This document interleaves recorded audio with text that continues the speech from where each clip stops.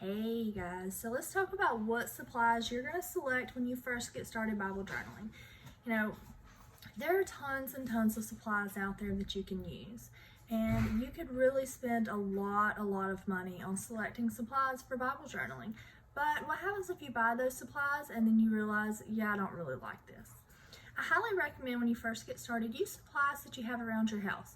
Pens, pencils, highlighters, markers, crayons, colored pencils, stencils, paint. You can pick up some inexpensive supplies. I got this paint right here from Michael's for a few dollars. Crayola actually makes some watercolor you could pick up and give it a try. You know, I used to scrapbooks, have tons of scrapbooking supplies laying around, stamps, stickers, trying to think what else. Cardstock that you can use to make tip-ins. I mean, there's tons of supplies that you probably already have laying around your house that you can use.